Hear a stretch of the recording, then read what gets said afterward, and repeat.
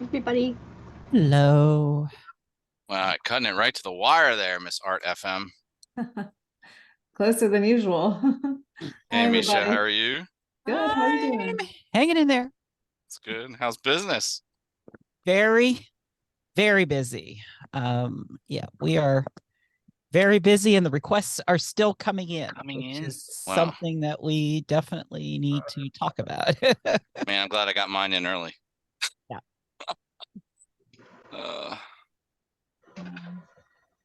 Welcome, everybody. We are recording. There are a few people who can't make it, so they asked that we record. So just keep that in mind. Great to see everybody tonight. Howdy. Oh, hey, Damon. What's up? Not much. It's cold here in West Virginia today.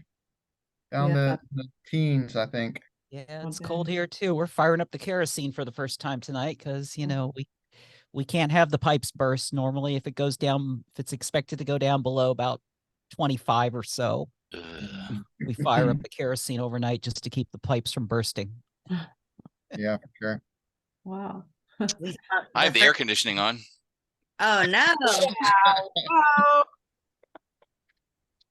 That's mean. I moved from the north for this. I moved from the north because I don't want to do it cold anymore. There you go. Yeah, no doubt. Well, I used to live in Arizona, so yeah. So I'm used to the other extreme, but I will not move to like Minnesota or even wants to go to Alaska. She used to live in Alaska, so I'm like, we'll go to Alaska to visit only in the summer. Yeah. Wow. Even then, it's cold though. Still, it's better than, you know. True. Winter. I'm with you on that. Better than winter. Well, welcome everybody. Good to see you all. It's exciting times in the Grassroots radio world. That's for sure. Yes, indeed. We're getting ready for the third generation of LPFM. And yeah, the next gen. That's awesome. Next class. Well, welcome everybody. I think we'll go ahead and get started. Some folks will jump in here, I'm sure, as we talk, but this is exciting. This is that we missed last month's virtual meeting because we were in person, so that was amazing. We had a really great time with that. I see Michelle has the poster in the background there. Many of you were there with us, but we had the Grassroots Radio Conference in Charleston, West Virginia last month around this time. I guess it's been 5 weeks now, and still it seems like an eternity. Yeah. I can't believe it. It was just over a month ago, but it was so much fun. For me personally, I had an amazing time. I know our staff at WXOX had tons of fun. Just great to meet so many community radio people, see old friends again, be in person again. The speeches and the sessions were totally amazing, as were the after hours activities. Charleston was a great town to run around. I kept saying it felt like they put the city there just for our conference. Everything was so perfect. It was a great city.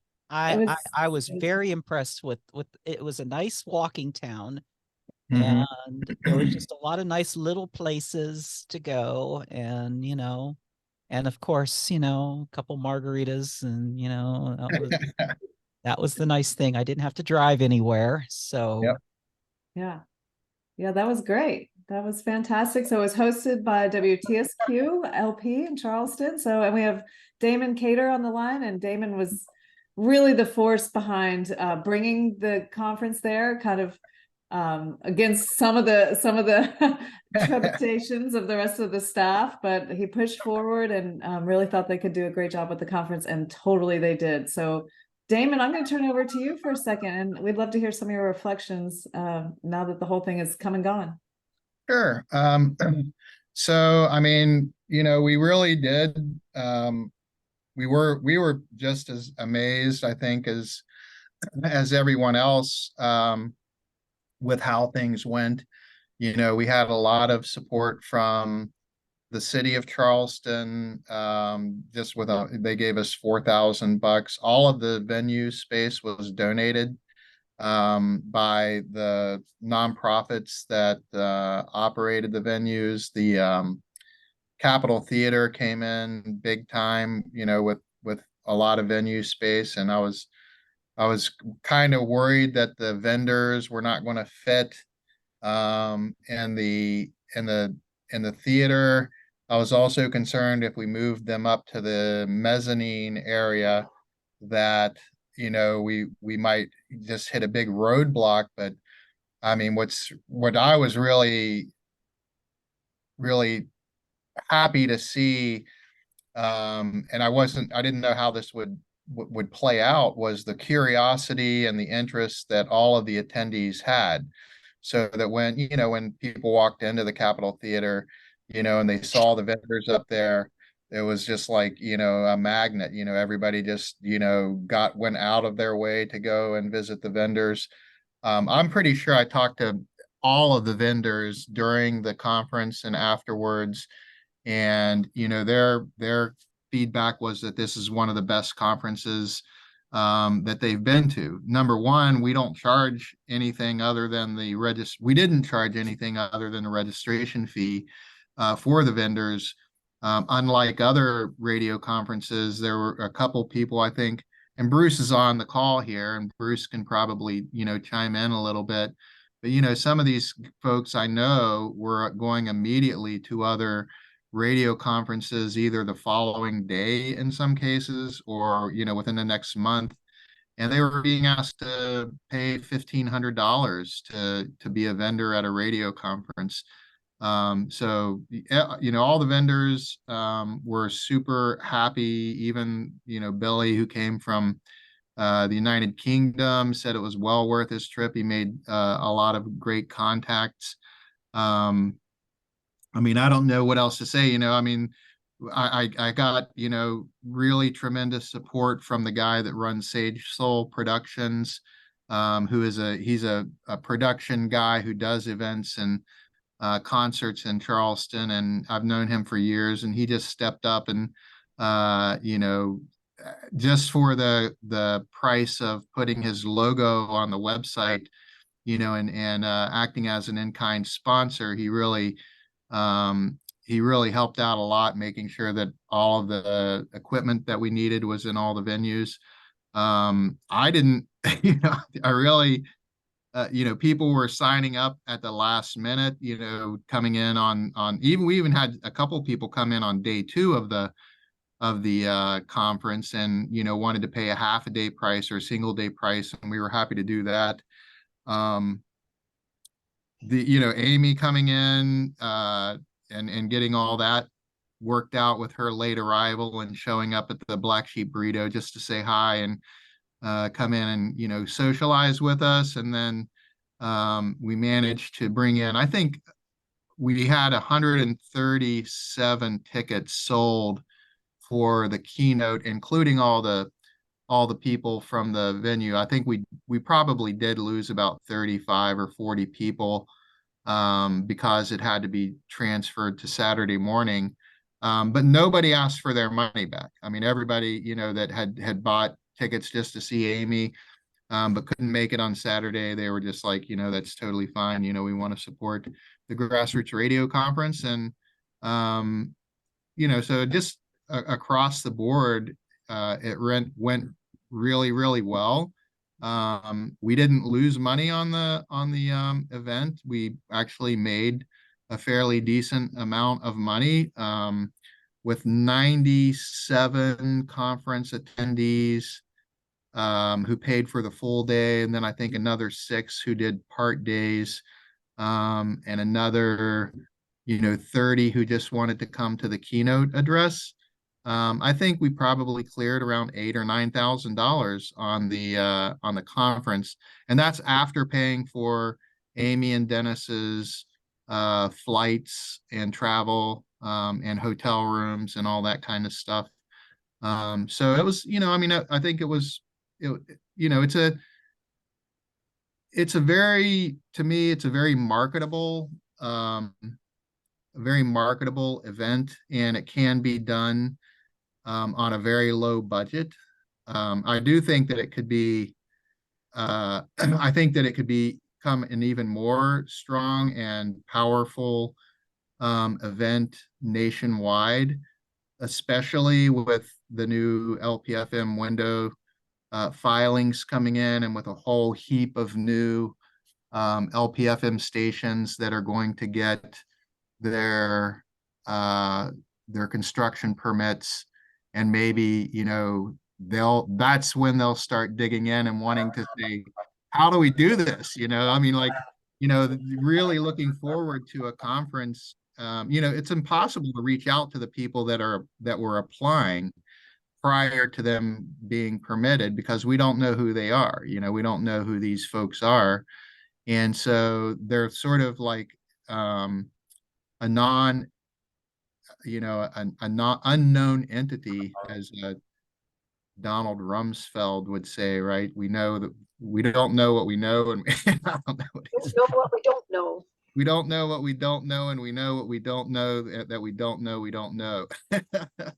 But anyway, and I was really impressed with the final day on Sunday, when we let everybody kind of talk, and that, I think, was one of the, for me, one of the most enlightening things to hear, that and understand that there's so much more that this community could be doing, but just isn't doing. And I don't know that that's not for a lack of spirit and motivation and effort, but I would love to, for instance, and I've mentioned this to a couple people, and a few people have come to me since the conference and during the conference and said, why doesn't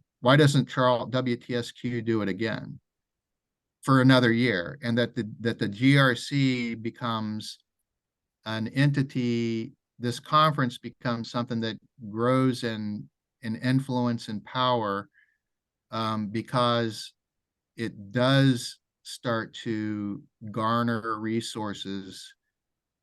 For instance, if WTSQ were to do it again, I wouldn't have to spend so much time on building the infrastructure and the contacts and the vendor lists, and finding out who it is that I need to be talking to. I could just focus on marketing and talking to radio stations for a year and saying, come to this conference, like use the same platforms, use the same infrastructure, use the same contact lists, but build on that, and say, come to this conference, and here's what you're going to learn, and this is what happened last year, and here's the video content from last year, and it's going to be better. There are going to be more stations here, more participants. And instead of us passing $1,500 on out of the 8,000 or 9,000 that we profited, and we did get the seed money from the station up in New York, maybe we pass on $5,000 to the next group, or $10,000 to the next group, and it just kind of builds and builds and builds in strength and influence, because the things that people were talking about on Sunday require, influence. It requires you to get into legislators' offices and have the ability to communicate, and it can't just be one or two people from the grassroots community. I mean, maybe we should hire a lobbyist. But to get to a point like that, you have to have, I just feel like you have to have more than $1,500 as your nest egg, to to grow a a grassroots community that can have some real strong influence, because 200 stations show up every year, or 250 stations show up, and it just gets bigger and bigger and stronger and stronger, and the community starts to when this community speaks, it just has more clout and influence, because there's more than 90 folks that are sponsored or behind the whole thing. Anyway, that's I felt like I feel like this is probably the best time to share that. I did get some interview questions from Pacifica Radio. Lauren, is she on here? Yeah, Lauren, is that Lauren Schmidt? Well, maybe it's yeah, it's I'm sorry, it's Lauren came out, or Lauren's on. Yeah, Lauren's, I California. can't remember that, but that's not the that Lauren. Yeah, there's a different Lauren from Pacifica, I think. Anyway, she sent me some interview questions, and I shared these thoughts with her as well. I don't know if or when that article will come out on Pacifica, but It's out. I read it it today. is. Okay. Yeah, and I agreed with what you said in it too. So Yeah, so those are my thoughts. I mean, that's my takeaway. I mean, I'm totally willing to, share every bit of information that I learned and gathered in my lists and budget. And, I started with a pro forma budget, and I have, just ran 4 columns actually. One was my pro forma, one was the low end, one was the high end, and then I had an actual, column of, what everything was as money was coming in. I was tallying it up on a daily basis, and as I was spending money, I was tallying that up on a daily basis, and I landed right at the middle part, toward the low end of what I believe the expectations for the conference were. But from the get-go, I knew I wasn't going to lose money on it. And I had estimated, if we had 150 attendees paying the full conference price, that we would have netted around $30,000. And we didn't come near that, but we did net close to 10. So anyway, yeah, those are my thoughts. I mean, super happy, had a great time. It was fun, one of the funnest things I've done in quite a while. Running my own business for 25 years is very routine and monotonous, and this was definitely outside of my wheelhouse endeavor, but I enjoyed every moment of it. Especially outside your box. So you all did a fantastic job. The crew was amazing too. Your staff was just also welcoming. Super great job. I'd love to hear some. We've got Betty's raising her hand. We do need to move on to the LPFM thing also tonight, so I don't want to get too tied up in where the next conference goes, but I would go ahead and say that hold on, whoever's ringing, we'll get you to mute. Going away. Is that you, Betty? Okay. I just want to I think that all these are wonderful points, but I don't want us to get too caught up in talking about all those details tonight. But for those who don't know, traditionally the conference goes to a different host station each year. And this would be the point that we would call for other host stations. And I think maybe the best, and the steering committee will have to think about this, but the best thing might be to open it up to everyone once again. But of course, Damon, you can make the argument that you made here, and that can be taken into account. I think the biggest drawback in having it in the same place 2 years in a row is that it makes it hard for people in different parts of the country. I mean, for me, I'm like, yeah, let's go back to Charleston. It's a, Right. 3.5-hour drive. It's awesome.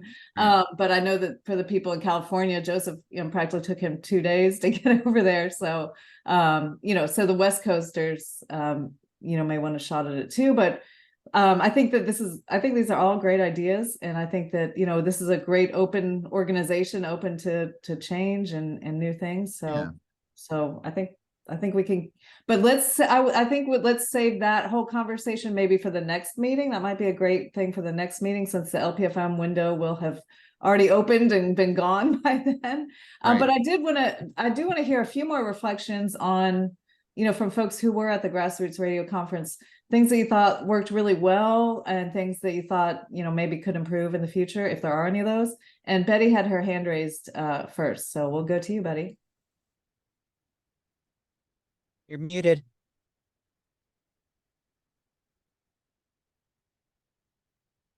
Betty, Betty's you're muted. Turn your mic on. You're muted.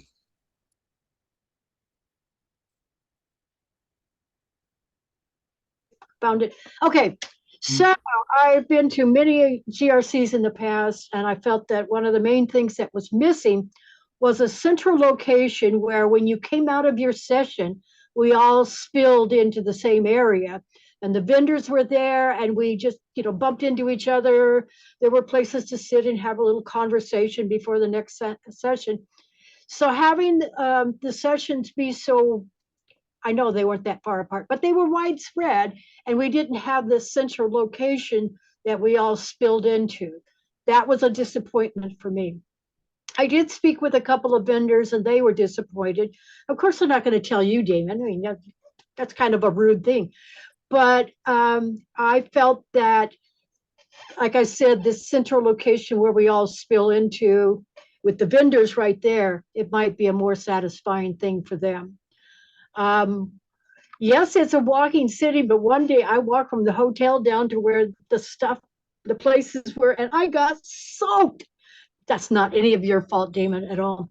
Another little note, the instructions on how to get to the library and the that underground movie theater, whatever that was, were not clear enough for me. And I kind of walked around and got lost and stuff like that. And the last little niddly thing that for me personally was a booger is that I didn't get the true information about what was happening Sunday.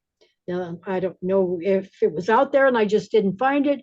So I said, I'm going to stay in the room for a while, and then I'll go down about 11:30, 12 and meet with some folks and have the nice spread as my lunch. Well, the spread disappeared, and I was annoyed because they had wonderful melons. But I didn't get to participate in the everybody talking. And I would have if I'd known that was coming up. That's it. How about a positive thing, Betty? Oh, I loved seeing everybody. It was wonderful to see everybody. The library had fabulous AV. Do we still say AV in this time? AV setup. Was a great crowd that came to the session that I did. And so I really liked that one. Something else positive.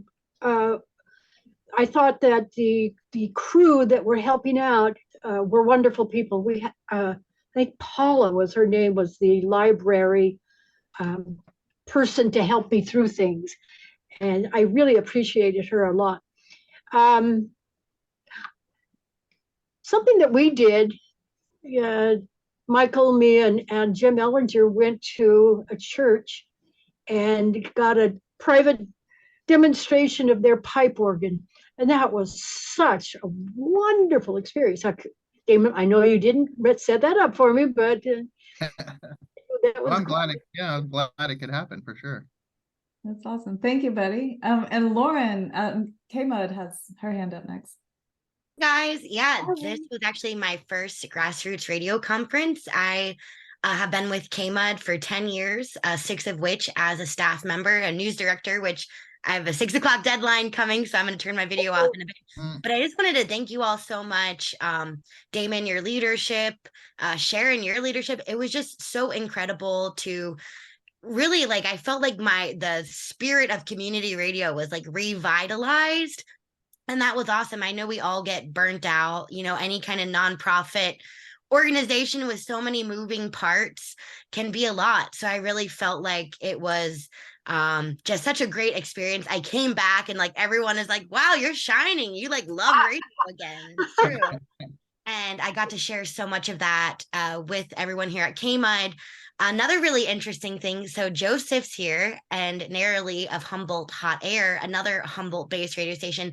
We had never met each other. We all broadcast in Humboldt. And I actually went to visit Joseph last weekend at KIDE. So that connection was incredible. And we're going to collaborate. Humboldt Hot Air has been inspired. They're applying for a LPFM license. And we're all just continuing to talk and network. I even met my favorite country music star, Sierra Farrell. She's from Charleston and just happened to be at one of the venues after hours. So Awesome. That was a fun treat and I had a great time. I produced a 1-hour public affairs special about it. If anyone wants to hear that, it's really goofy, a lot of fun. So yeah, I just want to thank you all so much. And I know me, Joseph, and Narrowly were saying, if Grassroots Conference wants to be on the West Coast, we'll do a 3-station hosting in Arcata. So throwing that out there. But thank you all so much. Awesome. Lauren, I'd love to get a copy or get a link to the show that you did. I'll share that with the mayor. She'll be tickled to death to know that her money was well invested and people are talking about Charleston all over the country. Yeah, I'll absolutely send that. And I also have some really great photos I never uploaded. I'm a bad girl, so I'll upload those too after my deadline here. Yeah, thank you so much, Lauren. And I don't know if you could put how we get a copy of that, because we'd like to hear it too. So I don't know if there's something you can put in the chat, like your email or... Yeah, I'll put it in the chat. And, okay. By all means, feel free to edit as needed, because I really focused a lot like on Joseph and the history between KIDE and KMUD. So, and then the end 30 minutes, was all about specifically the conference and going around, clips of Amy Goodman, Sierra Farrell, and all the great stuff. Cool. And is that the Charleston girl? Sierra? Yeah, she's from Charleston and she's like up and coming. She's going to be like the Dolly Parton in, 30 years. Yeah, she records in Nashville quite a bit now, but she's from this area. Well, is she the Charleston girl from the song, though, is my question? Or is that a different person that we met at the GRC? From the Tyler Childers song? Oh, it probably is. Yeah, it could be, yeah. Song, like West Virginia Waltz and stuff like that. She used to hitchhike and freight train and trim weed here in Humboldt County. So I think we're talking about the same person. So you can go. According to your staff, Damon, she is the Charleston girl from the Tyler Childers. Okay, that's news to me. I had no idea. Pretty good. I'm kind of like into Tyler Childers now. I wasn't familiar. Right on. But yeah, Joseph, your name was mentioned. Any reflections? You took a long journey to get over there, and thank you for that. Yeah, well, it seemed like 2 days. It was an all-day trip. If the way I like to travel is by train, and that would have definitely taken 2 days, but it got too expensive, and let's just fly all day. So I did. It was enjoyable. I like the way that the conference was spread out among the community. Although all the conferences I've always been, like Betty was saying, it's nice to be able to pull into a common space in between sessions, and you can do a lot of networking there. But having it spread out was very comfortable, and because I got to see Charleston, whereas I've been to the NFCB conference in Denver about 3 times, and I still only see the same places. I didn't have this it's not set up for an opportunity to move around unless you have a host station and something set up, and so you make that trek over there in one of the evenings.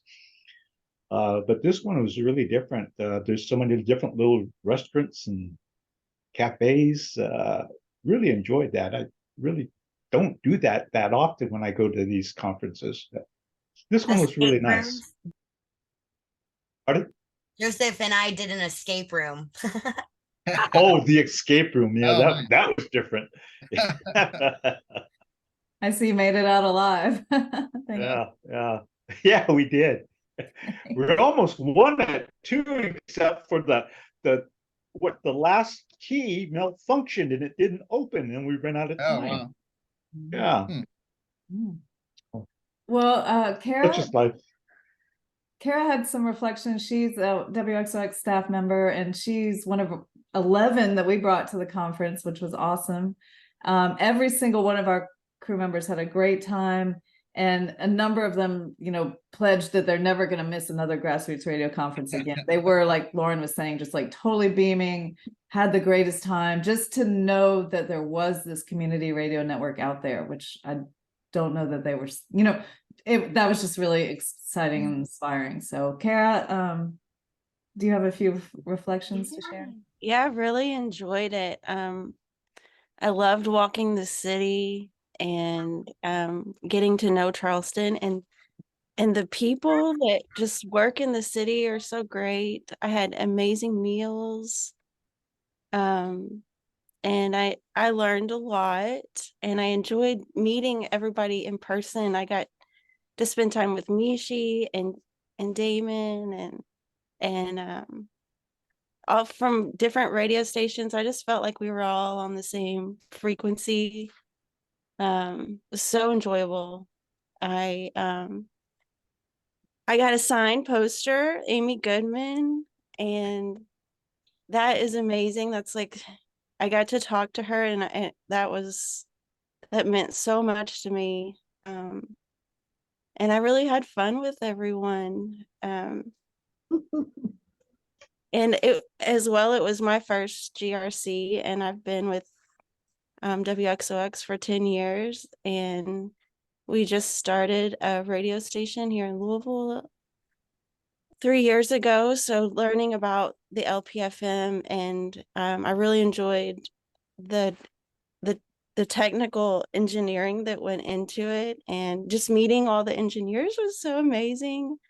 So I'm really pumped for new radio stations, and so that's why I'm here, because I just want to stay involved, and and I want to go again. So but I love Charleston, and I think we all had a blast, and I'm glad to be a part of it.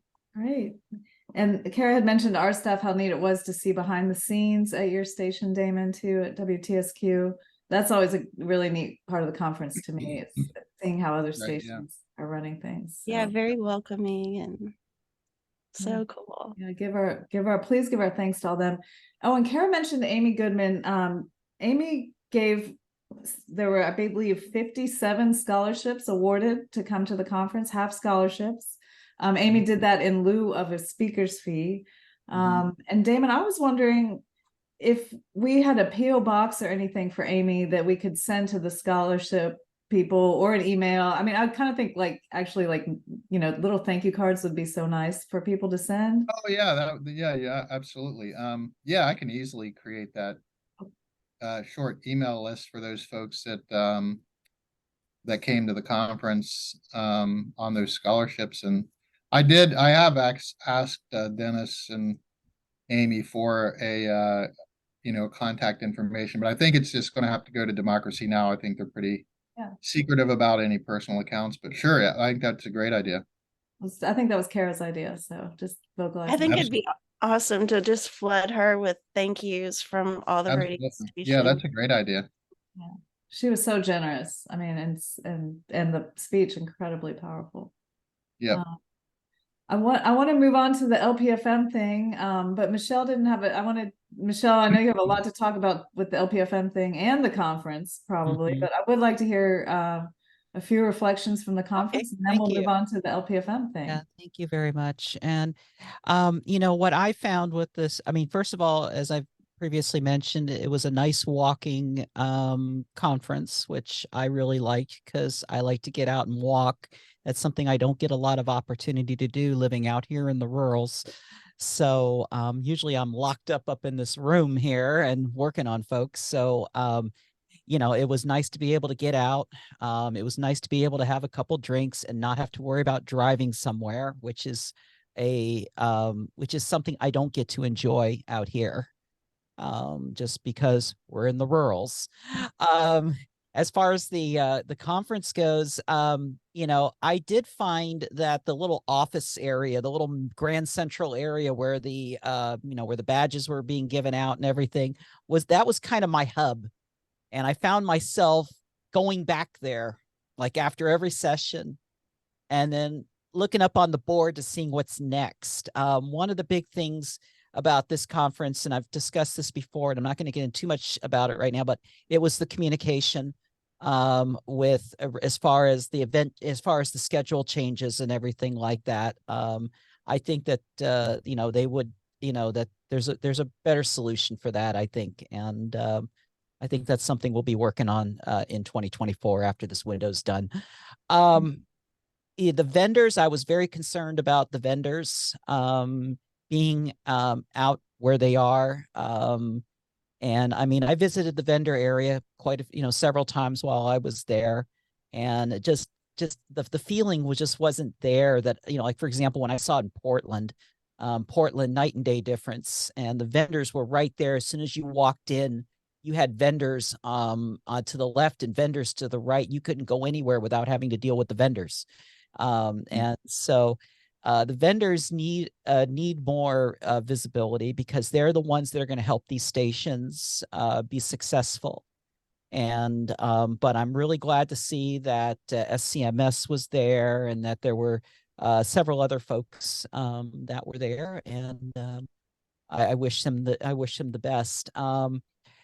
The accessibility, of course, we didn't really have too many accessibility specific issues that came up. I was aware of at least a couple of them while I was there. I did observe some challenges that some folks had as far as accessing the facilities, as far as step-free access and such. So, I mean, that's something we always need to take into consideration when we pick a host, is to make sure that it's all inclusive, and that includes inclusive for those who are disabled or differently abled. So that's just kind of one of my rallying cries I've done for many years now, where it comes to these things, and that's one of the things I look out for. But overall, I mean, the shows were great. The Capitol Theater, wow. I love old architecture. I love old things, because maybe I'm old, that's why. But I loved the old stuff. I loved going into the People's Building, heading up to TSQ and visiting them and seeing how they can perform all this magic in such little space. I think it's amazing. And that should be an inspiration for any up and coming station that's going to be coming out of this next window, or even for the ones that we currently have right now that are, you know, dealing with things. I mean, there's definitely a lot to learn, and we definitely need one of these next year. And it is going, and we really need to target it towards, hey, you got your construction permit, now what? You know, let's make some good radio. Yeah, perfect transition. Yep. That's right. That's fantastic. Yeah, I think for when we were doing our LPFM, that window before we went on air was extremely important time to get together with the Grassroots Radio world. So yeah, let's continue this on. It was 3 years without an in-person conference. We did the one virtual conference in there, but it's really exciting that the conference has been reborn, and with such energy and enthusiasm, and like totally owe it to everyone at WTSQ, and especially to Damon. So virtual round of applause. Thank you No, all thanks. so No, much for everybody, that. everybody Awesome. deserves. You guys, Excellent job, and to everybody. everyone who was came, involved. thank you all for being there. We were a great team together. Fantastic. Yeah, So really looking forward to the next one, wherever it may be, maybe back in Charleston, maybe out in Humboldt, maybe somewhere else. But you've revitalized the energy of the conference, and that was the really important thing to do. I think if we hadn't done the conference, the whole thing could have just fizzled out. So just this is a really huge deal. So thank you so much for doing that. Absolutely. Let's keep it going. Yeah, for sure.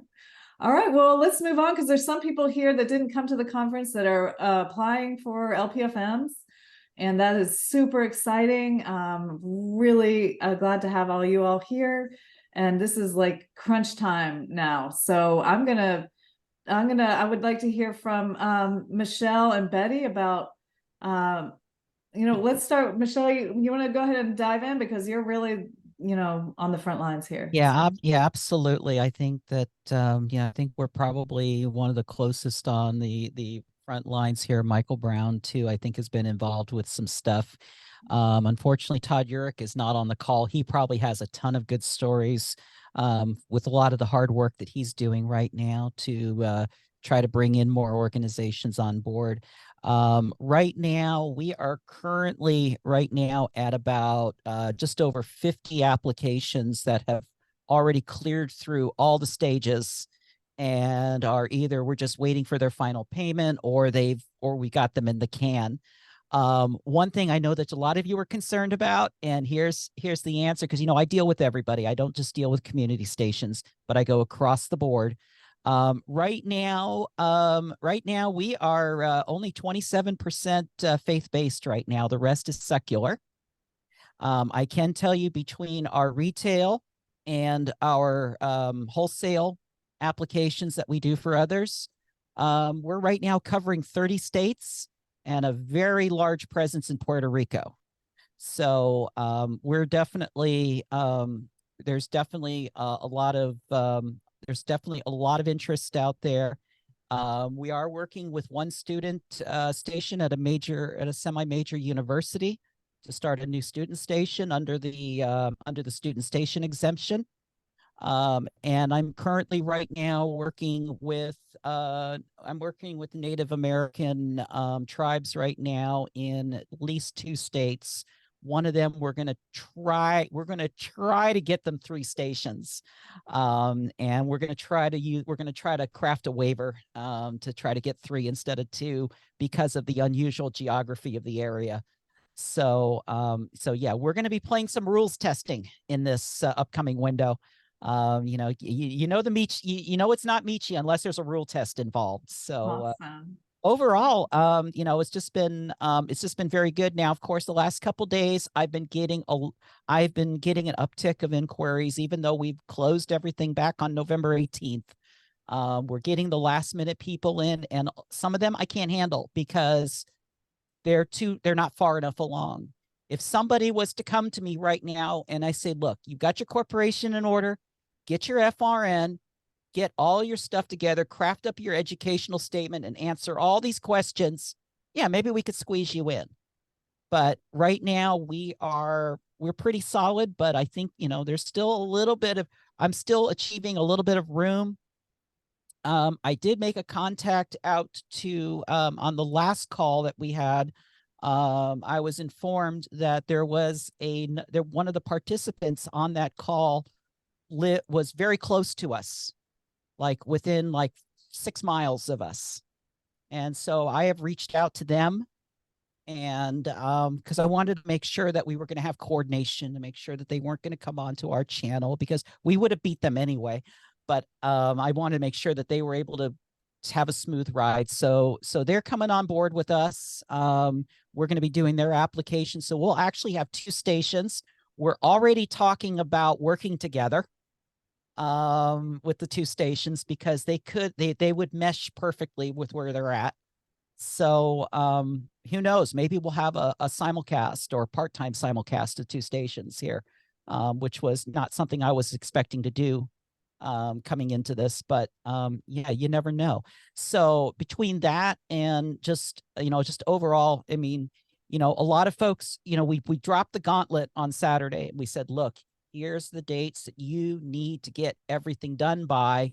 And guess what? Bam, everything just started to, everybody just woke up.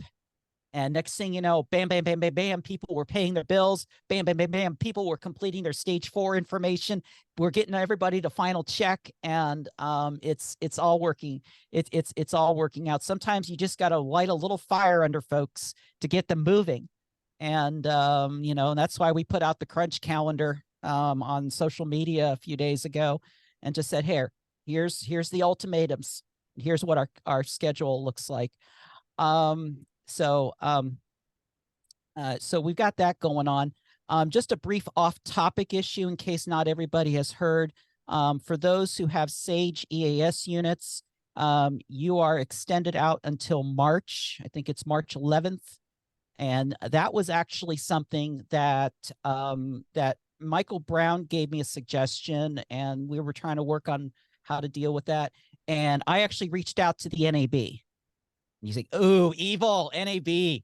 At first, they didn't believe me that there was a problem. And then they finally did their research and they said, okay, yeah, we'll work with you on this. And so, yeah, there was a, so that NAB thing you might be reading about, that REC NAB thing. Yeah, that originated in this shop and it went to NAB and they signed on. So yeah, we are leading. And that's the whole thing. LPFM is leading, you know, we are going to lead the way here. And I'm talking about LPFM as a whole. And so, yeah, so I'm really excited about that. So let's get back on subject here. But yeah, so everything looks really good here. Michael Brown just came on, so maybe we'll hear from him as far as where he's at, and I will hand it over. Let's hear from you, Michael. Welcome. We're talking, of course, about the LPFM window, low power FM window that's coming up December 6th through the 13th. So that is like right around the corner. So Michelle that we just heard from is with REC Networks, and Michael Brown with Brown Broadcast Services. So Michael, welcome. How's it going? Pretty busy. I just walked in, so yeah. We're just kind of hearing where things are, what, you know, if you're working, you know, how you're working with clients. Are you accepting new clients? Are you at the max right now? Part of me wishes I never told them that the window had been delayed. Sure. Michelle feels the same way. Everybody's delaying. Because then, I have 5 more weeks to drag my feet. Yeah. And that's exactly what happened to a large extent. So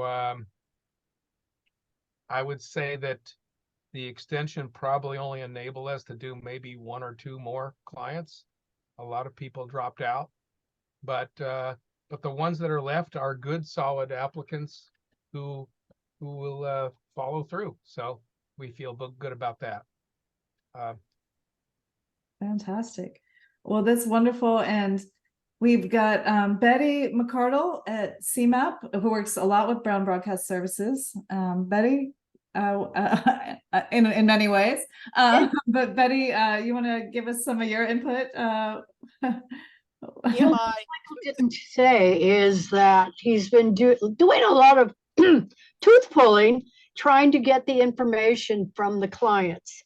And part of it is maybe the extension of the deadline. And they say, well, you know, Michael says, I need to have your site assurance.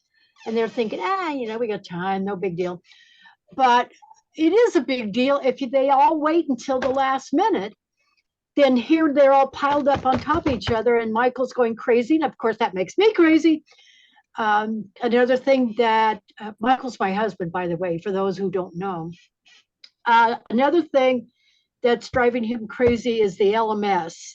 It is malfunctioning frequently and for no good reason at all, of course. So that's a frustration. So I think what we're saying is when you can get LMS to work, get stuff uploaded and ready to be filed when the window opens. It has worked since yesterday morning. So the tentative conclusion would be somebody came back in after the long holiday weekend and rebooted everything and solved most of the problems. Now, commission staff are not admitting that, but I'm pretty sure that's what happened. It got to the point where we really couldn't do much of anything by Sunday night, so we just gave up. But we're finding in general, by the way, that commercial tower owners are fairly easy to get reasonable assurances from because they know the drill by now. And plus, I have some, by this point, have some established relationships with certain people I can always call on. The more difficult part is where they're trying to locate on a building or put up a new tower. The reasonable assurances have gotten harder than ever. And some of those are what's held us up. So we have, in some cases, gone ahead and gotten reasonable assurance at commercial towers from one of the big nationwide conglomerates as a stopgap with the hope that we won't actually have to build there. But that's what you have to do sometimes when time's running out. So anyway, Yes. no, LMS seems to be working fine since yesterday. Yeah, we're still having the 500 errors when you try to upload the documents. I was experiencing that today. Things may settle down after the 1st of January of December, because right now we're also in a filing window for commercial ownership reports, and we're starting to see those happening. If you look at FCC today, the filing section, it's like almost 70% of what we're seeing coming in right now, being filed through LMS is ownership reports, trying to get to that December 1st deadline. But then after December 1st, after the deadline, we'll see how LMS is behaving. I was having some problems with LMS acting up. It's some of the usual stuff. It logs you out of nowhere, takes you back out of nowhere, and of course the 500 error problem, which I know how to manage and how to deal with when you're trying to upload documents. Your documents will still upload. It's just you got to hit your back button a couple times to get back into the action. But, a couple of things I have found. Pretty much all popular browsers have some kind of a tracking protection enabled on a moderate level. If you defeat all tracking protection, which you can do individually for certain sites without getting rid of it for all sites, it seems to improve the functionality of uploads in particular. It doesn't solve the problem, but I would suggest people try that. The other thing when uploading exhibits is stage the exhibits and then sit there for 20 seconds and let it port through and then hit the submit button. That seems to increase the chance of success, at least at this end. The other thing I've noticed is I don't think that the ownership reports are really the factor. It seems to me that there's a certain capacity per form for the three, which makes no sense, but that's what it looks like to me. The attorneys I've talked to over the weekend had little or no problem with their ownership reports. Of course, by and large, they're not doing attachments, but they had very little problem. Yeah, I only cited the ownership reports as the uptick of usage that's putting a load on the server. That's kind of where I was going with that. So that uptick is going to end on Friday.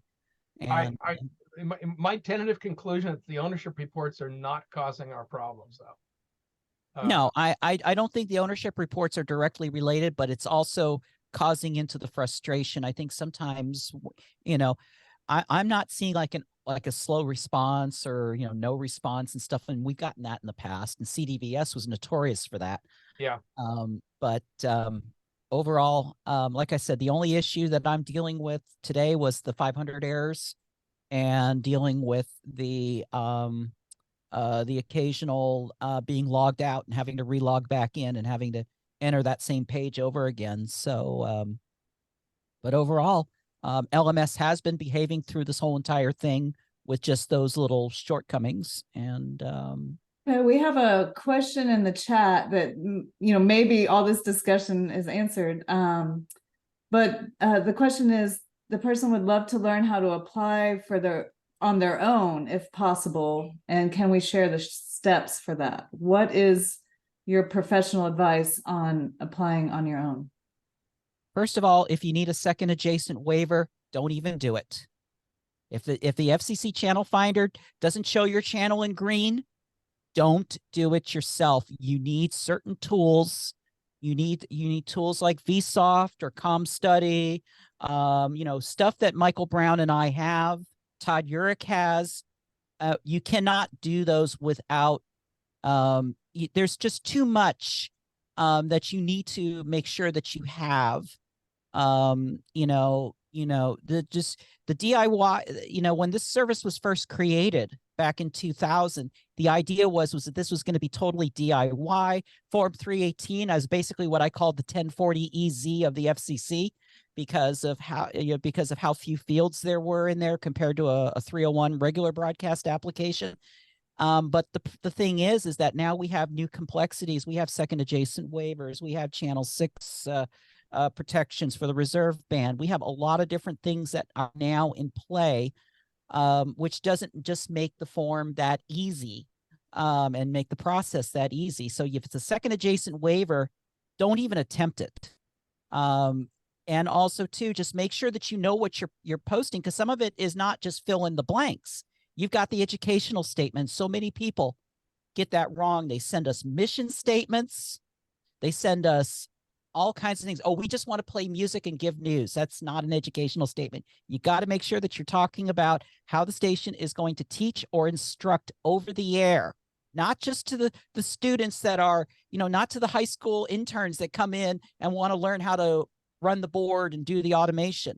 But that's one of the big things that's one of the big hangups that we have right now is sifting through these educational statements and getting everybody to make sure that they include that, because the FCC has been turning in the 10 years since the window, the FCC has been turning down educational statements that don't include the instruction or teaching element to it.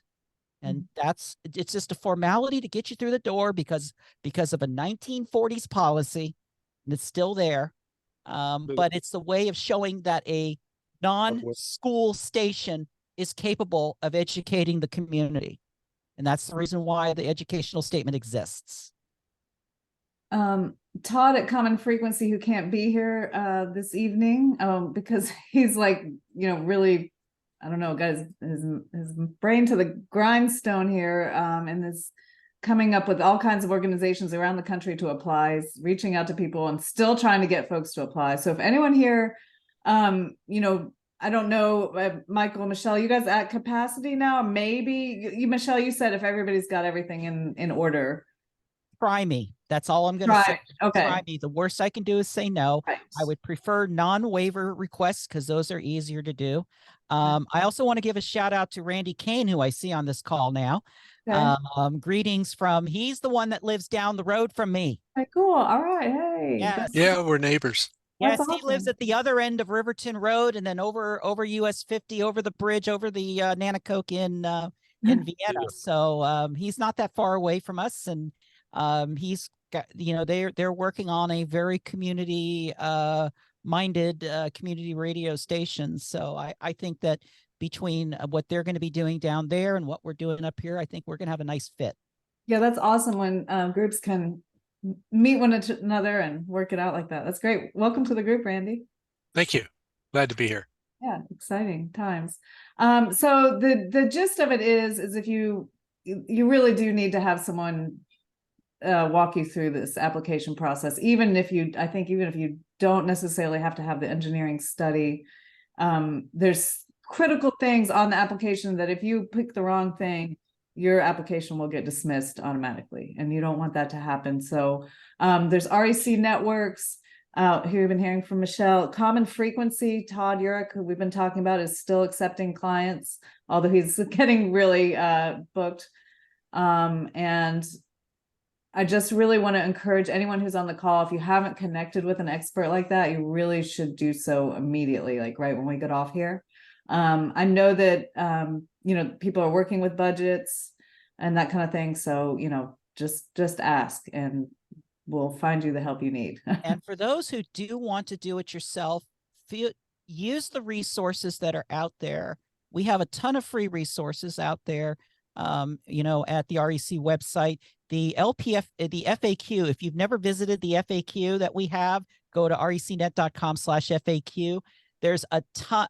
I've collected 20 years of questions on there.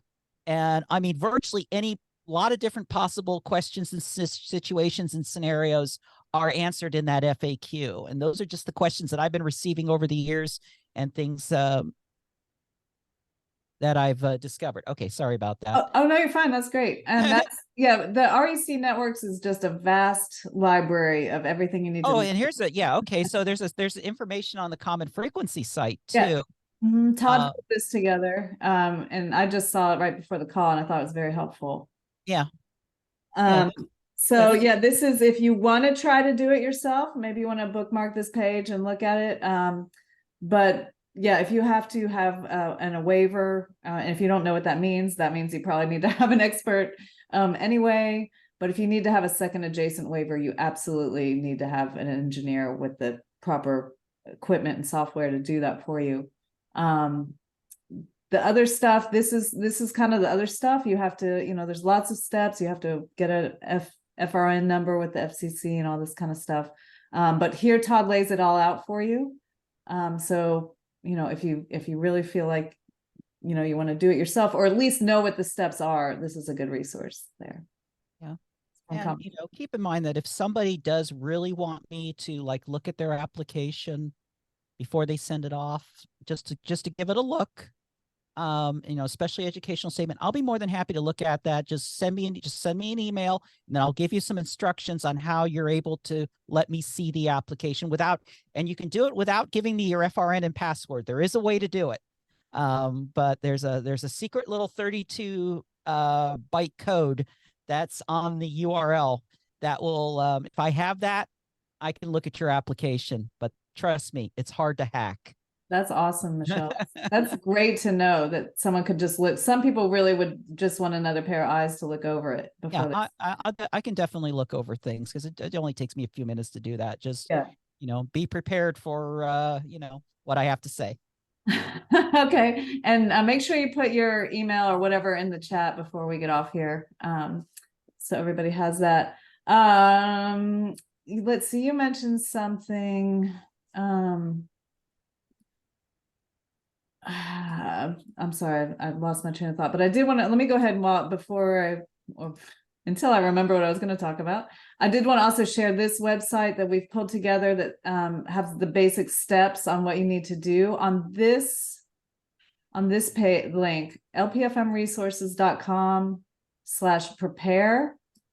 And on this page, it's going to have the step-by-step, you know, what you're going to need to get together, even if you have an expert working with you, the things you're going to need to get and provide for them, such as the educational statement and that sort of stuff. And then it talks about the priority points. I think we're going to do another. We did a LPFM session last week. It was a webinar for new applicants, and that was really helpful. Thank you, Michelle, for being there for that. And Todd was on the line for that. There is a link to that webinar on the LPFM resources website. So that might be helpful for the people who just really want to have someone talk through all the steps. But let's see. Oh, we do have another question here. Okay, this is about a points thing. If we apply and have the most points, is it possible to change the location of the studio before going on air for the first time? Yes. Yes, I mean, that is your proposed main studio site. You are not locked to it. And second of all, you're not even locked to a main studio requirement unless the MX group, unless you become mutually exclusive with other applicants and the FCC has to take action to knock somebody out to keep you on. That's the only time that the point system would apply, or if you're at, such as you're aggregating your points and such. But if you move off to another channel if you're singleton from the get-go, meaning there's nobody else, or if you have maybe like 2 groups in that group and both of you reach a timeshare agreement as a universal settlement, the pledges don't apply. So that's only if the FCC knocks someone out to keep you in. That's the only time that those points will ever apply. And yeah, as long as your main studio is within the 10 or 20 miles, and you are one of those that's on the pledge list, then, that would apply. Just a statistic here, we had 3,000 or so applications filed in the 2013 window. We currently only have 80 LPFM stations on the pledge list. So out of 3,000 applications, only 80 were decided on by points. So there was a lot of singletons in that last window. We may see less of them this time, just because there's fewer frequencies, especially in the suburban and urban areas. And I think there's going to be some tighter competition in some of those areas. But I can tell you, we definitely have some metro gems out there. I could tell you, obviously without giving out locations, I could tell you we've got at least one top 10 city that there's availability right in the city core. And there's several top 50 cities where there's availability in or near the city core. And so that's pretty good. The only other advice I would give to a DIY applicant, just because you see a channel that's available doesn't mean it's viable. Yeah. You need to do a drive test. You need to turn on that channel on your car, in your car, and you just do some little driving around in circles and driving around to different areas, and do it at 2 different times of the day. Do it once during the day and then pick another day and do it in the afternoon, because sometimes conditions change based on where you are in the country. And that will kind of give you an idea of what to expect. We're finding situations, we had somebody who wanted Fort Lauderdale, only one channel available there, and that one channel useless because there's a very strong translator on there. Los Angeles, stay away from 97.5. I tell everybody to stay away from 97.5 if you're in the Los Angeles basin. It's not going to work. Yeah. The other thing is some of them are very difficult second adjacent waivers. The easy ones are gone by now. We've run into some really difficult ones where we literally need to be on a 300 or more foot tower to make it work at all. So, and some of those were built. Oh, trust me, Riverton is in second adjacent hell over here. We're going to be doing the directional characteristic rule that we were, over here, just to get something going here. But and a lot of folks don't understand is that the closer you are to your second adjacent stations, the better. A lot of people don't understand that. They don't grasp that.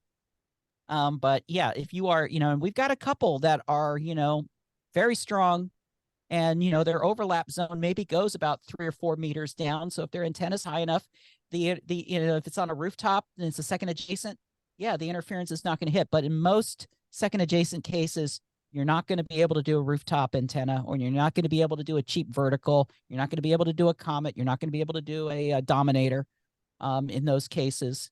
So again, if you have a green channel in the FCC channel finder, fine, you got it, do it. That's the easiest thing to do. But once that second adjacent monster comes up, put your hands up, call for help. Yeah. One of the other things we found is some applicants think they can play fast and loose with where their headquarters is. They may have an out-of-town headquarters and may have had a little bit of activity in the community they're applying in, but there's nothing, they really can't present any written evidence or any filing with the state to establish that they have a campus or a field office, if you will. The FCC uses the word campus, so that's the word we'll use. At the very minimum, you need to change the headquarters with the state records, so you have some kind of documentation of this, or other documentation from websites or news reports that you had a nexus of activity where you're claiming it to be. So I'm concerned that there's going to be some applicants that get dismissed because they didn't pay attention to this. The other thing is that you have to remind them you don't have to have a headquarters and the board both be local. Only one needs to be local. So in some cases, having the board, we've got one applicant where 3/4 of the board is local and the headquarters is 40 miles away, and we're applying based on Absolutely. the board. That works. So. And also too, if you are to, in some cases, I can understand wanting to maintain the privacy of board members as far as addresses and stuff. We have some that want to just do a common address for all the board members. You cannot do that if you're depending on those board members as if your headquarters is more than 20 away, your 75% of your board is within, you've got to use real physical residential addresses, no PO boxes, no UPS stores, no BS. And the same goes with the headquarters. Don't, if let's just say they do have a mailing address, that's a PO box. That's fine. Put that on the application, but also make sure there's somewhere in the application, even if it's just an exhibit, that says what the physical address of that headquarters is. We actually, on these window applications, we're actually including what's called a localism map, where we show the location of the transmitter, and we draw a 10 or 20 mile circle around it. And then we put in spots where all the board members are, where the headquarters is, where the main studio is. So, and then with a little bit of a narrative under the bottom. And that just demonstrates right there, yeah, they're local. That's how we're doing it to try to curb the doubts, because there's going to be the person that's going to go out there and measure. And there's going to be the person that's going to go out there and measure. And so, you got to understand, we have some sticklers and we have some hotshot attorneys out there. We've it could get competitive and ruthless, get mean. Yeah. Well, I have a question. It's a logistical question. So low power FMs can be rebroadcast by another low power FM. So if there's another organization that wants to rebroadcast what an LPFM is already playing, and they want to apply for a new LPFM, as long as they stay completely separate, the boards are completely separate, and there's no agreements between them or no money exchanging hands between them, there can be a new organization that forms with the purpose of rebroadcasting the signal of an LPFM that's already on air. Obviously, you don't say that on your application. You don't want to say that up front. You and I we're just about to say that you and I 95%ed on that one. Obviously you do not want to put that on your application. The boards have to be independent. There has to be no real influence, no management influence, definitely no cross-charging of anything. I would also recommend that if your stations do underwriting, that you break out each individual station and do your own separate underwriting breaks using money that you collected at each individual station, and not do that in simulcast.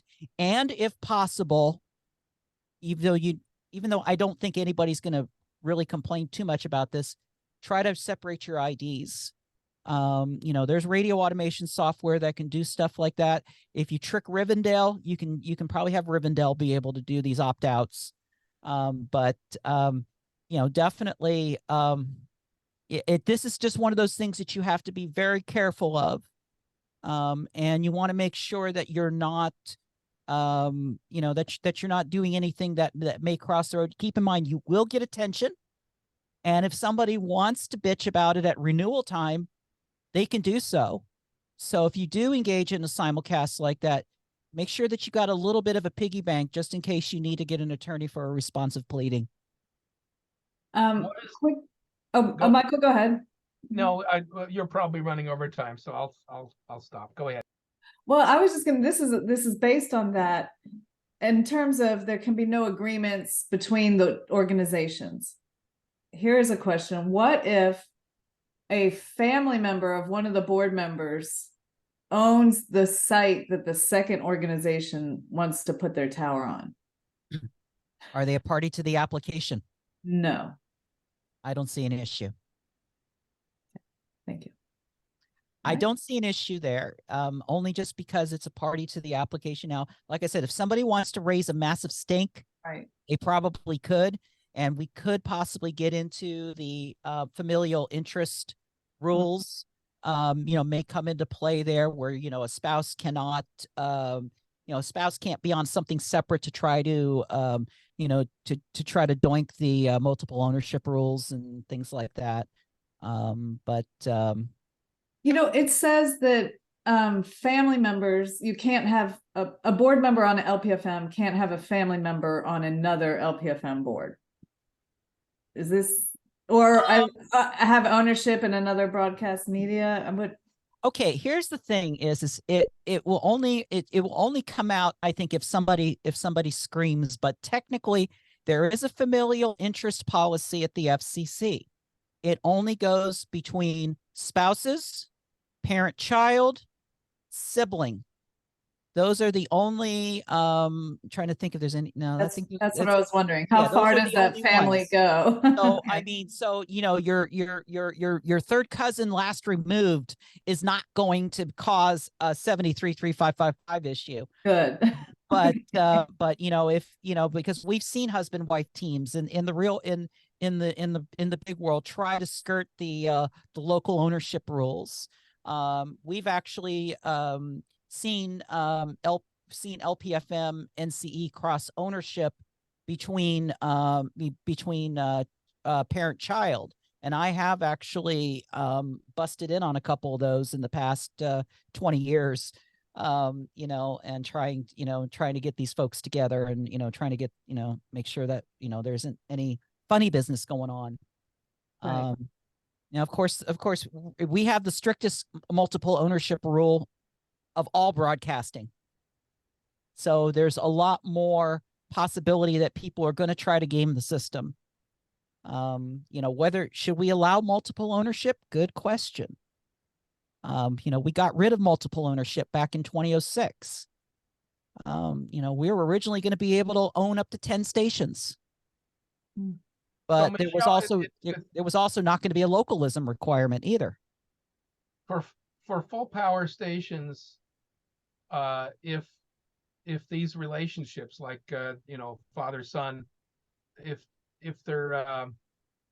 they were operating independently and it wasn't just in name only, then the familiar relationship was not an attributable interest. But that's not the case with LPFM? I haven't really. Well, the policy is basically if you are using that familial interest to circumvent the multiple ownership rule. That is actually in past orders from the FCC. There's actual case law with that language in there. And that's what we base it on.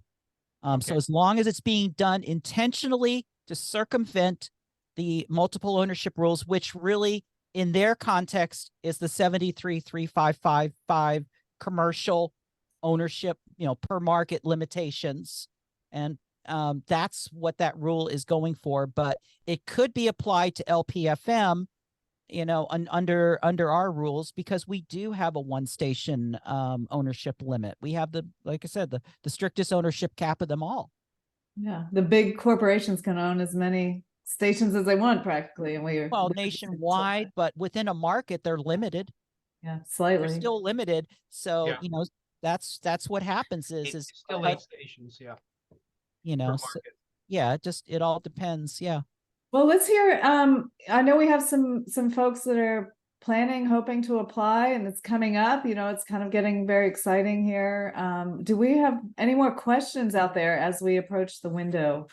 The people might have like a million questions, and in which case we hope you'll connect with an expert. But if you have some specific questions that we can bring to, this is like a really a deep brain trust here. So please take advantage of it. We'd hate for you to get off the call and think, oh, I should ask that question. So feel free to chime in or post anything in the chat you might have. Speak now or forever hold your peace. I know. Gosh. We are going to do another LPFM webinar. We decided after the window for folks to kind of try to negotiate their MX situations and things like that. And we were talking about doing that in January. So if you're not on that email will go to the GRC list serve. If you're not on that, definitely want to get on that. It's not crazy like it used to be. You don't get a million messages or anything about Also, the too, speaking of MXs and what's going to happen after the window, the FCC's official list of MX groups, if they do it like 2013, it will be out sometime. I'm estimating around January 12th is when that's going to come out. REC will have our tentative list of MX, and we'll probably have that by Friday or the weekend after the window closes. So we'll have a ton of information, and that will all be in the window tracking tool, which is recnet.com/window. Right now it's linked up with the NCE window, but you go in there, there's a ton of good information. You can actually look at the old windows. You can look at the 2013 LPFM window and see all the play-by-play from that, kind of give you an idea of what could happen in this window. There's just a ton of good information in that pool. Mitchie, when they decide who gets an application or who gets their construction permits, does their contact information become public so that this group can, extend our welcome to them and say, can you, we're here to help?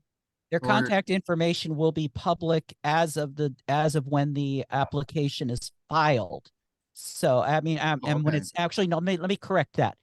After the window closes, after 6 o'clock, if it does it like it did with LMS, which was the first filing window that we got to use LMS for, the system's going to fart around for about an hour or so or two, and then eventually it's going to come back up, and everything's be there.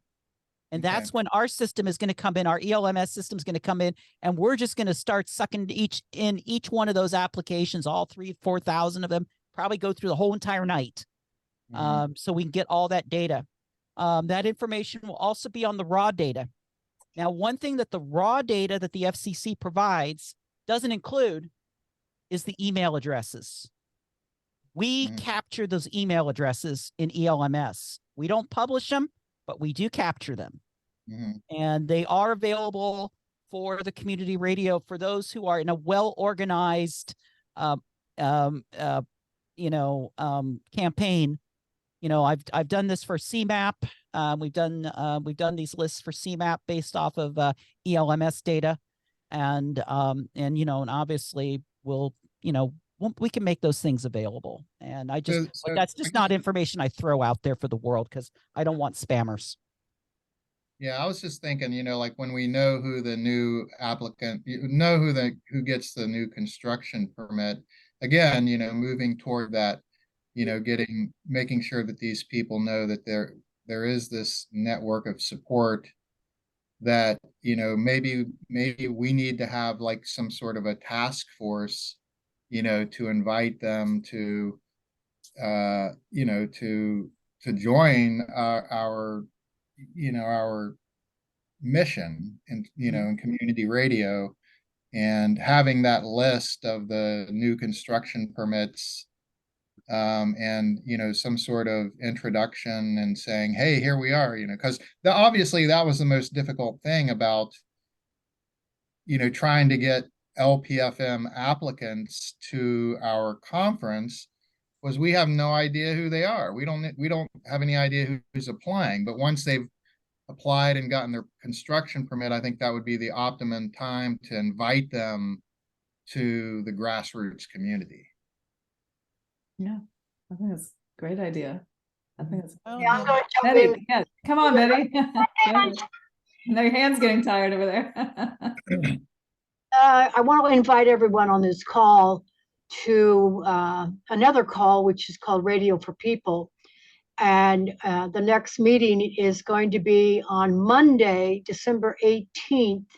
And at that time, Michi's planning to have information about the MX groups, and that would be a way to find out about that kind of stuff earlier than the January webinar. So just keep an eye on the GRC listserv. It's always announced when the meeting's going to be, and I send out the URL link for getting on the call.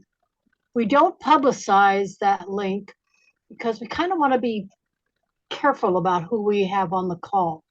Some tricky stuff gets discussed by certain Michelle Bradleys. So keep an eye on that and join us for the Radio for People. We've got another question in the chat. This one. Let's see.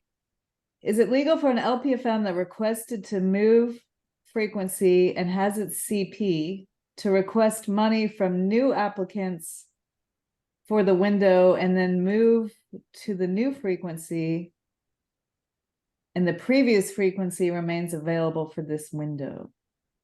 I was reading this and I'm a little confused by what they want to do here. Do you want to chime in if you have a mic? AG, if you want to chime in? And I think they're trying to see whether they can accept money in a settlement from others or even outside of settlement to move their frequency and make it available to others. I don't think so. well, here's a couple things, because I'm thinking here, are they talking about existing stations moving frequencies? Because they're talking about making remains available in the window new. Oh, for new applicants, well, that would be in a subsequent window 10 years from now. Yeah. Oh, yeah. And that would be fruitless, because once the window's closed, spectrum becomes fluid again, and translators and LPFMs, will be free to move around again. We have negotiated frequency swaps of stations where it benefited both stations, but there was no money changing hands. Yeah. And if there is money changing hands in I'll have to triple check this but I'm pretty sure that if there is money changing hands, that it has to be reasonable and prudent. You cannot make a profit. So, and you have to account for every dollar. So if you paid, an attorney $1,000, and you paid maybe REC $1,000, then yeah, you can collect $2,000, but you're going to need to be able to document that. And again, that's one of those where I'm going to say, stop, get an attorney, call Alan Korn, get an attorney on board to work out that kind of that kind of an agreement. But you cannot be making profit off of anything in LPFM. That includes assignments, that includes settlement agreements, but you are able to recoup. So let's say you were in a 2-station group. You were a 5, they were a 5, and let's say that you want them to drop out, and they're willing to do it, but they want they want to be recouped. Let's say they came through REC. They spent $1,100 through REC, and that's all they spent. Then that's all you can recoup. I will be more than happy to provide an invoice to show evidence of that in those cases. But you've got to be able to account for every dollar that's in that agreement. But I would steer so clear of that. We got people trying to buy our frequency after we got licensed, offering us money and stuff. So you might get that, but yeah, don't accept it unless you have all that documentation. Oh, I've seen LPFM stations get paid to shut down so a translator could expand. They got some good money too. And they've gotten away with it, yes. This question continues. The stations that have their CP have not moved, as they are asking for money from new applicants in order for them to move their frequency to be available. Okay, so they're asking new applicants to give them money to move so that the new applicants can get that frequency. Is that this does not make sense to me? Yeah, I think we need we're not translating the words. Yeah, I think JG needs to come off of mute and ask the question on the channel. Yeah. If they're able to. I think what the way that I'm reading this is that they're going to run into the risk of losing their 501c3 status if they are trying to sell their frequency for profit from one 501c3 to another. But I think it's an IRS conundrum. Well, there is some FCC involved in this too. And like I said, the question is not very clear. What you can and can't do. I mean, there are settlement agreements during the filing window. Also too, okay. All right. I guess we have a language barrier issue there. So let's see. Okay, I think he said he's going to be sending me an email. Okay, yeah, that's good. Okay, yeah, work So that maybe out. we Yeah, can be move on to careful. something different, and then maybe come back to this. Yeah, that sounds good. I just wanted to emphasize that, if an organization, they have 3 years to build their LPFM once they get granted. And if they cannot do that, Kara and I were talking last night about there really should be a network of LPFMs or some kind of, I think Kara called it a LPFM recycling service, where instead of turning their licenses back into the FCC, these groups should know that they could pass it on to another nonprofit. And maybe there's some kind of network through the community radio world where we're helping people, place those frequencies if they can't get on the air themselves. So that's just something to think about. Yeah, I think what we need to do is that for a construction permit that's been granted for at least 18 months, we should do an outreach on, 18-month day 2 to say, hey, how are things going? Are you guys moving along? If not, work with us. We might be able to hook you up with somebody else. Just keep in mind that whoever you hook up with, now we were able to get the failing, I call it the failing station rule. We were able to get that in MB docket 19.3. So this is something totally different from the last window that we are going to have in this window is for construction permits that are granted. It used to be before that you could not assign a construction permit at all. If you weren't able to build, you had to turn it in. I had that changed. So the rule now is for the first 18 months, that restriction applies. After 18 months, then you are able to assign a construction permit for an LPFM. Normal rules apply. So you can't, you got to make sure that any money is reasonable and prudent and can be accounted for. But on that 18-month date, you can start the assignment application. Keep in mind that an assignment application does take 45 to 60 days in most cases for commission processing. And also that does not add any time to the construction period. So that does not mean that after 18 months, you're back on first down again and you've got 3 years to go. No, you have 18 months to go. And actually it's going to be a lot shorter because of the amount of time that it's going to take for the FCC to grant the assignment and for you to consummate it. So if you got another group that's able to get it up right away, get it going right away, then that's how you can do it. Kara, did you have any comments there? That was your really good thinking last night to plan ahead for that, for the people who, because there's always those stations that don't manage to do it, and we don't want to lose those frequencies back into thin air. Yeah, I think all the hard work. Go ahead.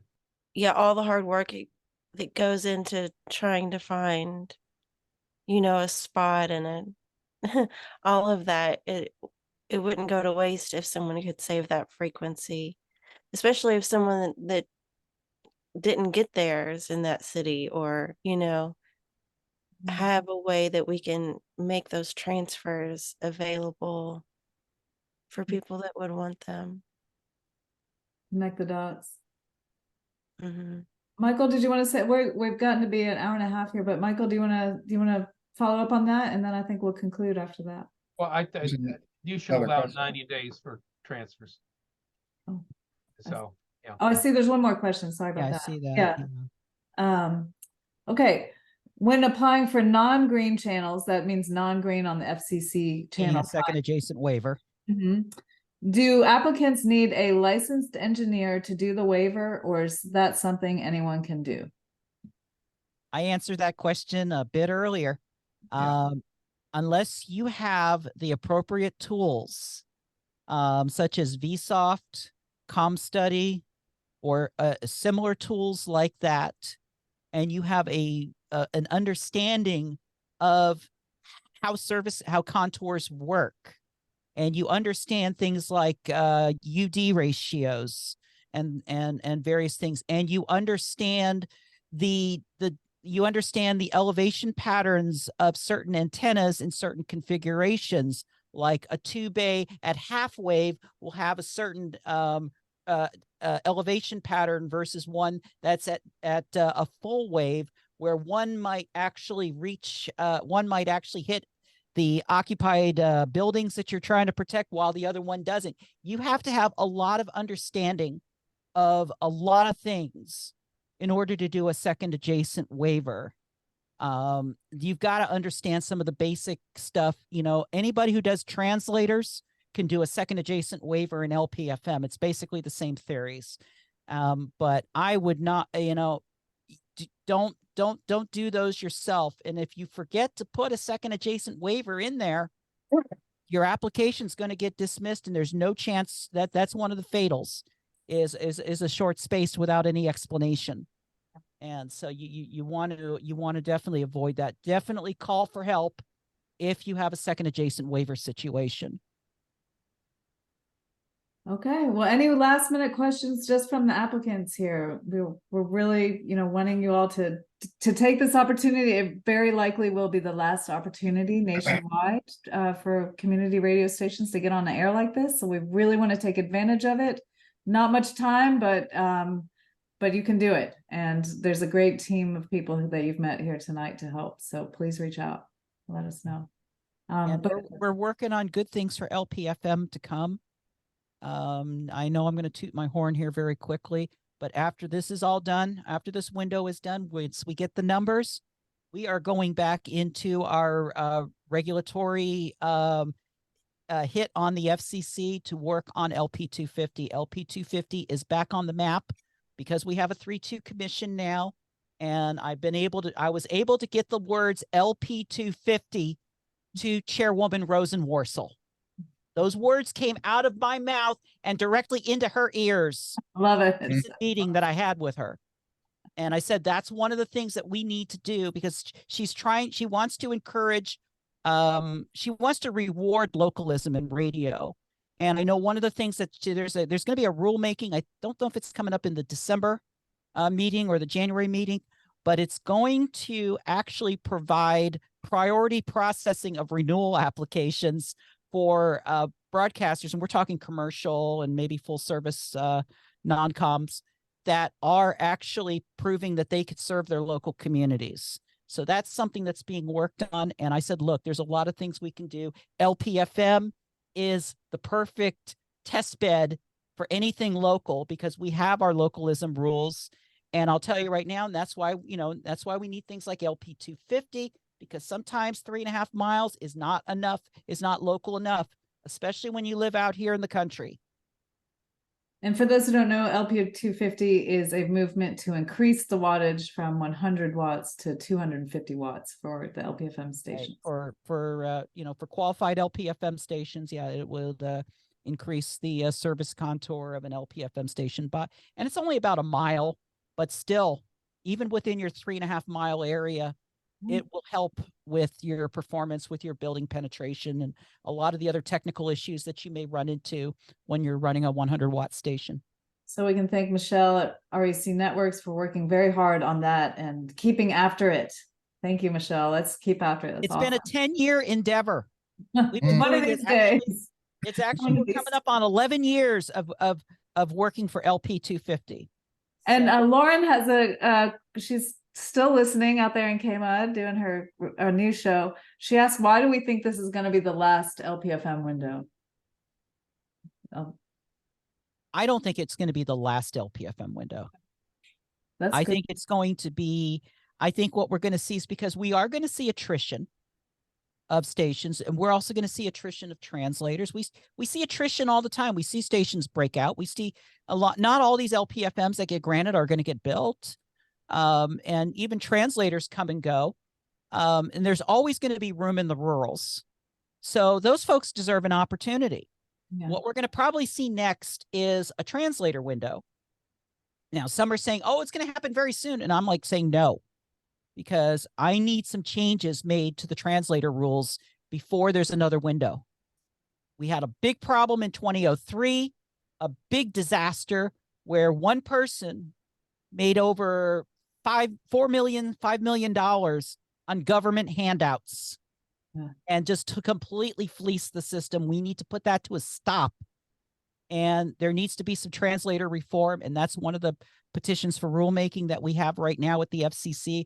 I did talk to Commissioner Staff just recently about that when I was in DC. So that's definitely on our regulatory hot plate along with LP 250. Those are our two biggest regulatory priorities right now. But you know, we need to get it. Yeah, we do need to get another another translator window, especially since LPFM stations have never had an opportunity to apply for one.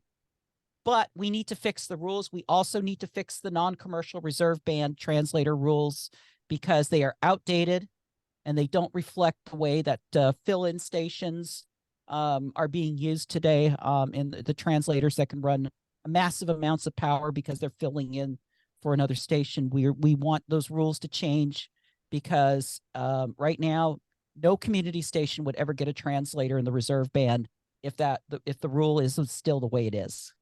So just back to that question, it has been 10 years since the last LPFM window. And the thinking of, you know, that this may be the last one, I probably agree that it's not going to be the last one, but so much of the band is going to get taken up during this window that there just might not be as, you know, if there is another window, the opportunities won't be as great. But like Michelle says, stations do go off the air and things change. So you never know, but we just don't know when, if ever, this window will come again. So we certainly just have to seize it right now.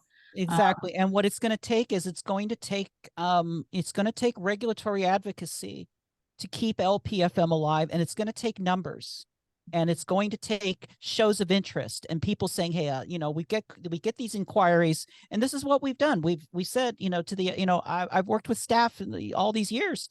And I said, look, we're getting inquiries. We're getting them in areas where there are channels available. And that's the key thing, is getting the data and then showing them some metrics and saying, look, you know, not necessarily saying what areas they are, but just saying, look, we're getting these, you know, this many requests, and out of those, we might be able to, you know, we might be able to fill 50, 60%, whatever.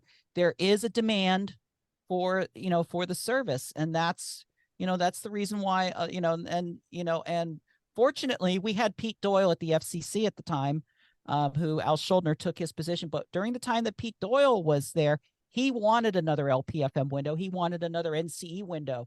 Our LPFM, this window coming up and the one we had 2 years ago are thanks to Pete Doyle. That was Pete Doyle's last legacy leaving the audio division, was these filing windows that we have coming up now.